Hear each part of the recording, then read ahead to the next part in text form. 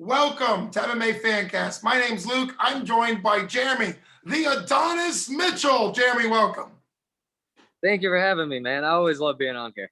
I love having you on here. Thanks so much for taking time out. You have just finished jiu-jitsu training. You were saying you were thirsty and your hair is cleaned up very nice, but you're all sweaty and just finished jiu-jitsu class. How was today's class? Were you teaching or were you getting working for yourself? I was getting working for myself. We a lot of rolls today, a lot of competition rolls. So it's a good class. I'm pretty tired. Yeah, well, that's good. I mean, that's always a great thing. And for your weight class, you are more rangy, if I can say that, a longer fighter for your weight class, I would say. And so in jiu-jitsu, what is it like being the kind of the longer? Because there's advantages for being the longer sort of limbed. You think Donald Cowboy Cerrone at 155 was able to do some stuff, but then there's also sometimes where you can't, where things are a little different because you are longer. So how does jiu-jitsu work for you? So at bantamweight, it was great. Featherweight, I'm actually moving back to featherweight. Just due to So this one I'll be fighting for a featherweight title. This time, honestly, with my last weight cut, there was a lot of issues that I really didn't like to complain. I hate to be a complainer about most things because somebody always has a little bit worse. So I didn't really touch on them. Plus, it's, I feel like if you say it out loud before you go into competition, Right. It's always in the back of your head. Right, but you want to stay focused. Yeah. I ended up getting down to like 3% body fat, and I was just really like you hear all the time, like bodybuilders, all they look at like they're at their strongest. They're not. They're usually their weakest. And honestly, that was kind of where I was at. So I enjoyed the process. I learned a lot about myself. But moving back to featherweight, definitely taught me moving back to featherweight is definitely the better idea. And I feel like I learned a lot throughout that process because beforehand, I felt like I couldn't grow into featherweight, which is why I went down to bantamweight. Right. Then I learned a lot about nutrition from a nutritionist to make weight, which actually changed the way I eat every single day, which allowed me to put on the mass to compete at featherweight.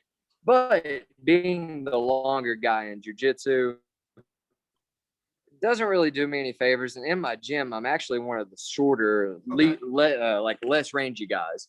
So where I have so many bigger training partners, when I get in there and somebody is my size or even smaller, then it's much easier. But in here, I'm usually at the disadvantage. But it makes for great benefits on fight night.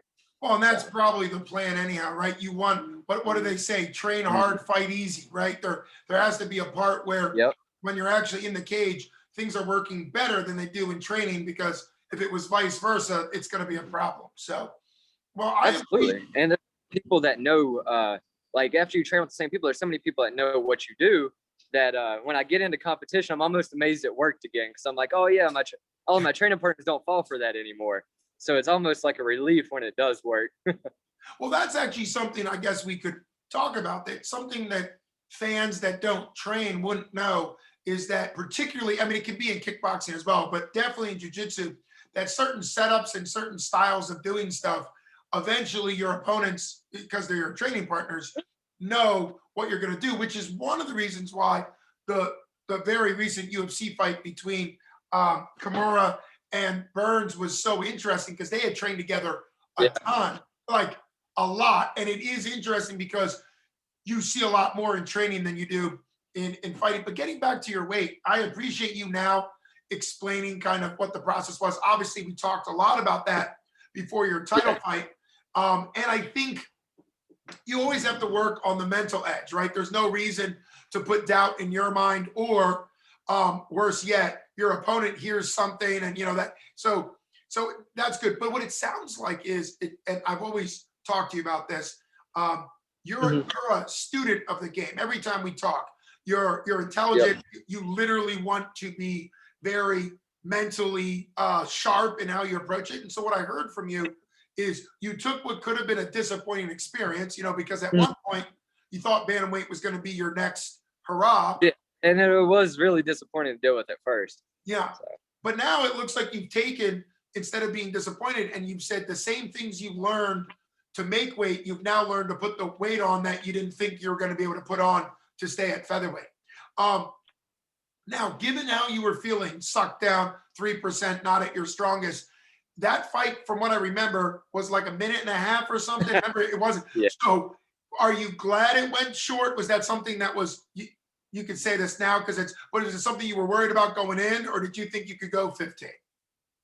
So I didn't realize the real health drawbacks until Yeah. after the fight, and Oh, I'd actually scheduled to fight another competitor to defend my title, and that's when I oh, started putting things together because I thought it was just essentially this is what it is and this is how mm, it is. It's hard, but it's what I want to do. yeah, And then I started talking to my nutritionist, and I remember some things like there's, and I have no problem spilling it all out. It's kind of like I failed my first medical due to like just crap, man. Like I felt like crap. I was having trouble just even moving. And honestly, like a minute and a half, like I was grateful for the win. I yeah, was really wanting to go the full 25, even though I kept saying I was going to the first. I was really eager to go full 25 just because I haven't experienced it. And so I welcome the experience. And it's almost like when you get out and you win really quick, it's kind of hollow. Like sure. I want to overcome something. Like I Mhm. want there to be something to overcome. And the weight cut kind of gave me that victory, I guess. But I Mhm. was looking for more to overcome in the fight. Sure. I'm not one to complain. I'm thankful for for the victory, and I will always, I'll never prolong how long I'm in there. But I was really hoping to go more time than I had got to. Now the weight cut, like I said, I'd failed my first physical, and I had to line some things out so I could pass the second one. Finally got all that taken care of. But I remember the night of the weight cut, I fell asleep. I made weight before I went to sleep. So, oh, are you there? Yeah, we can't see you. Are you able to get the video back? Uh, There we there go. we go. There's Um, your ugly mug. but I'd I woke up and in the middle of the night, and I remember I couldn't bend my elbow like all the Oh, way, like without warming it up. I would have to do like minor motions to get the yeah. full motion because it was like my joints were locking up. Mhm. And it was also like when I was speaking, if you go back and watch the videos, it was kind of like all my thoughts had to load. It was like I knew what I wanted to say, Yeah. but I had a lot of pauses between. It was like I was lagging. Now, once I got the rehydration drinks, like I said, Tracy, my nutritionist, she was absolutely amazing. And on fight night, I had no issues. Okay. The leading up to it, I was just zapped. I had very little energy. And so, truthfully, like what looked like a pretty good minute and a half long experience, like performance, was essentially literally the worst I've ever competed in my personal opinion. Mhm. That was the worst Jeremy that we'll ever see from that day forward. Gotcha. But then I had signed to fight Dre Miley, and we had a little bit of a back and forth. But it was all just a build up on at least my half. Essentially, I had signed to fight him, and my weight I was walking around about 168, and I was going to have to be 135. And it wasn't like I got soft. I wasn't out here eating pizza and spaghetti to get to 168 pounds. I was, waking up having an omelet stuffed with vegetables. I was eating chicken and rice and vegetables for lunch, fish, rice, and vegetables for dinner. And I'm still over here, sitting around between 65 and 68. And I was expected to make bantamweight in 5 weeks. And I'm like, how can I even, Yeah. how do you get any cleaner of eating than this? And so I started dialing back the portions, and I realized that my performance had got to where it seemed like every training session, even though I was doing it a week ago just fine, is now making me stiff and sore. And then I started, like I said, putting things together. I remembered after my fight, my back hurt for like a week. And it wasn't like I pulled anything, I had a kidney infection Oh, and from the weight cut. So it was just a lot to ask myself, do I want to do this again?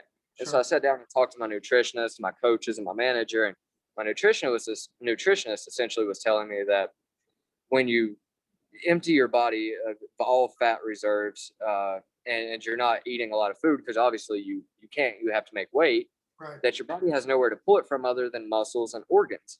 And essentially I'm looking at being 30 and having serious health Yeah. complications. Right. Yeah. So if it was my last fight and it was one last hurrah, then maybe. But I'm here for the long haul. Like I said, I'm gonna be one of the best to do it. So I gotta make sure I'm here for a while. Well, and speaking of the long haul, and speaking of looking forward, and that's a perfect transition. And yes, you've made that comment on this show. One of the reasons why I love having you back is you're undefeated. You're wanting to keep that way. You want to go all the way up to a championship. Well, you already have one, but and looking forward, you have a title fight coming up at featherweight, March 27th for Showcase MMA. So this will be your second title fight. Won't be a defense, like you said, but second title fight. First off, what does it feel like being a challenger as opposed to the champion? Do you give any credit to that? Is it more exciting to be the challenger? Oh, so much, because it's like you have everything to earn and to gain. As the champion, you're almost like, I don't want to regress, you know. And so it's hard to make yourself. It's never hard to train. I feel like fighters that say it's hard to train are in the wrong sport, because it's like, I would do this if I had no competition. I have, like, if I sit at home and I don't train twice a day, fight coming up or not, I feel like I'm going mad. So for me, it's exciting. It doesn't really change the training aspect, but it's really hard to want to go in there and be like, all right, for this amount of money, go in there and risk losing it all. As a champion, I feel like I would need paid more to have the same fire that I would as the challenger. Mm. That's where it really comes down to it, because it's like, right now it's like I'm fighting for this money and this belt, and then it's kind of like after that you're fighting for this money and to not lose this opportunity to do it again. So I don't know. I like the prestige. I like the challenge. I like the accomplishment. After this belt, I'm probably going to try to find another promotion and take theirs if the UFC doesn't call. So, and that's what my next thought was going to be, is that in addition to the accomplishment, if I can say it, you're also fighting to get eyes. You're fighting to improve your record, to get people impressed. I think you are an impressive fighter. Of course, the fight I was supposed to watch you live and do the play-by-play for back in March 2020 never happened because of COVID. Well, the good side for you, I plan on taking every belt on the East Coast until I'm in the UFC. So eventually you'll get that opportunity. Yes, I'm excited. I'm excited because 247 Fighting Championships with Ryan is a great promotion in Pittsburgh. And obviously I know that's a closer drive for you. That's almost a home. So it'll be great to see you. Plus, as the color commentator, not only do I do the announcing, but I get to interview all the winners in the cage. And it would just be great to be able to interview in the cage. But that'll happen at some point. That quote that you just gave me, that you plan on winning all the titles in the East Coast before you get to the UFC. How motivating is that for you? Because that's a huge goal to have, to just be out there, not to kind of settle in, but just keep going at different promotions, which there's tons in the East Coast, which is good for you.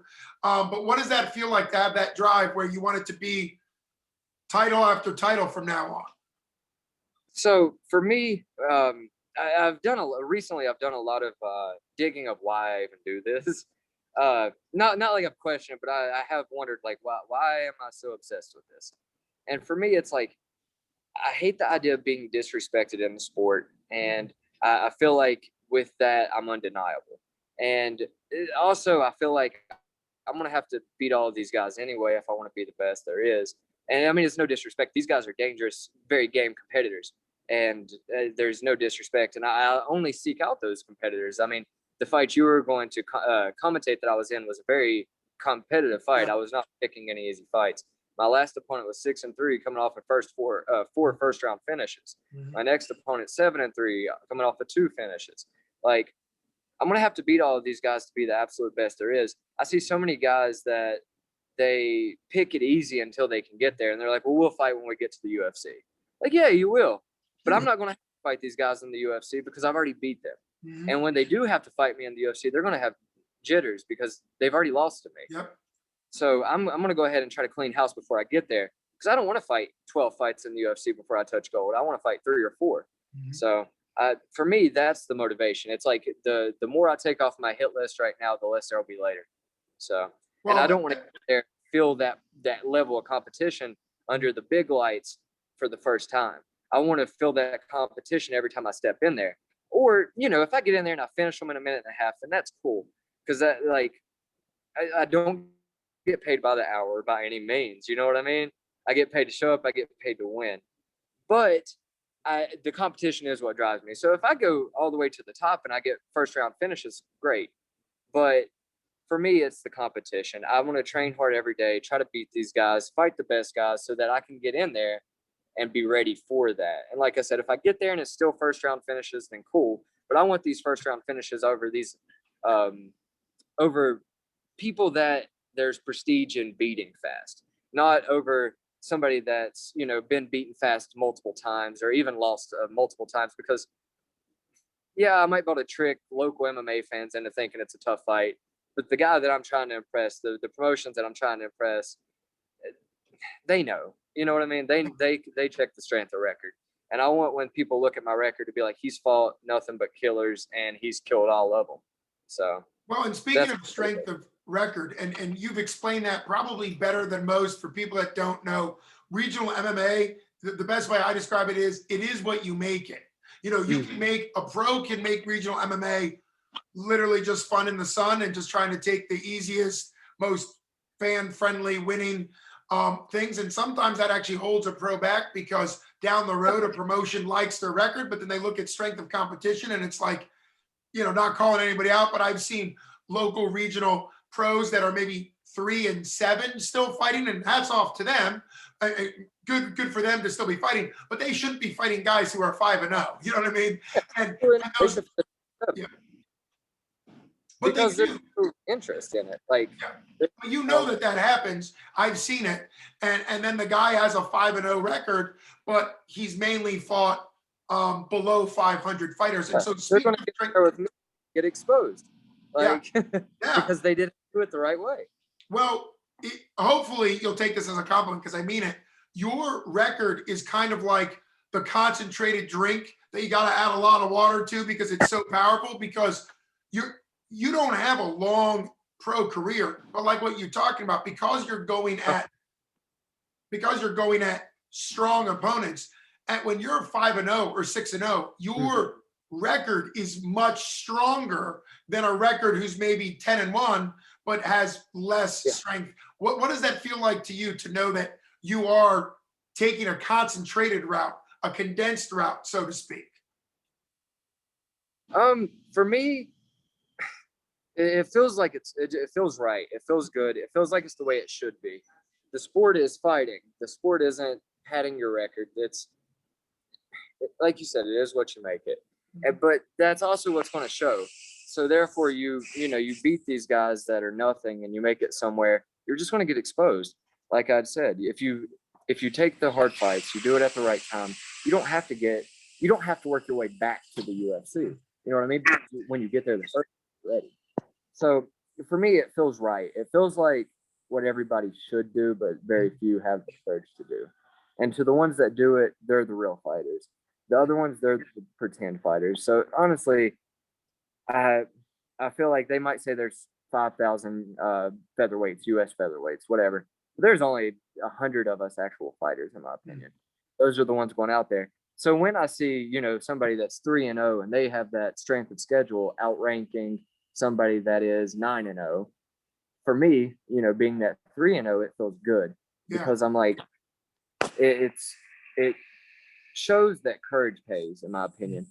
And for me, courage is taking the fight even when you're not sure how it's going to come out. So, but I've done that ever since I was an amateur. Like I had, by no means, I might have currently a spotless professional record, but I was by far not spotless as an amateur. But it was because I took those challenges at the right time, so I don't become that 7-7, 8-8, even like 15-10 professional. I took my picks and now I get to give them. So that's kind of how I feel about it.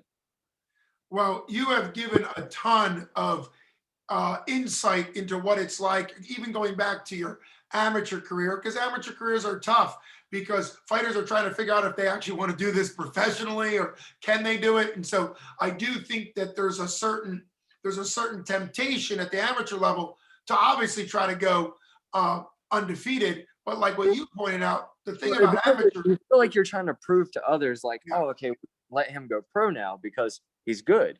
But then you go pro, and then you're 1-4 and you're done. Yeah.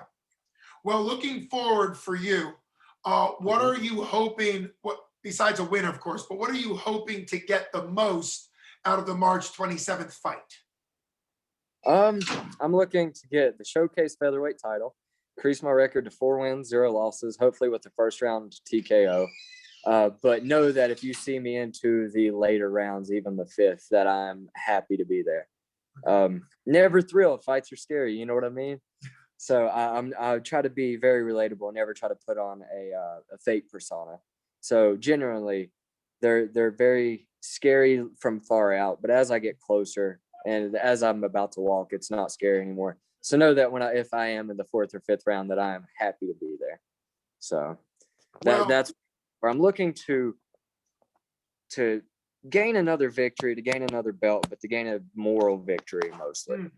So Okay. you have to prove myself I'm at the right place, and to hopefully get my shot on the Contender Series. If not, get another title fight and just start collecting. So.